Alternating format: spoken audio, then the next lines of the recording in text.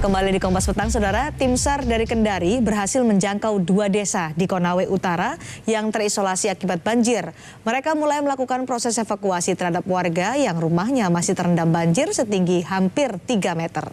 2 desa yang bisa ditembus tim SAR yakni Desa Tambatua di Kecamatan Landawe dan Desa Padalere Utama di Kecamatan Wiwirano yang ada di Kabupaten Konawe Utara yang terisolir sejak banjir melanda wilayah itu. Dengan menggunakan perahu karet, tim berhasil menemui korban banjir yang bertahan di atap rumah.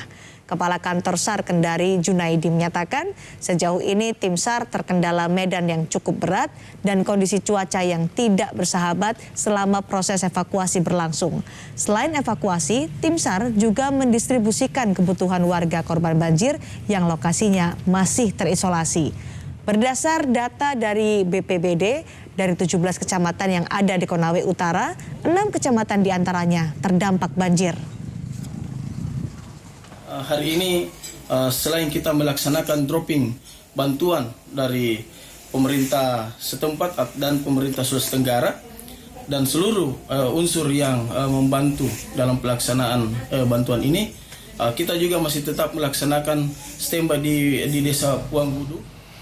Kami akhiri Kompas Petang hari ini. Tetap saksikan Kompas TV, independen, terpercaya. Saya Cindy Sistiarani. Dan saya Radisa Putro. Terima kasih telah menyaksikan. Sampai jumpa.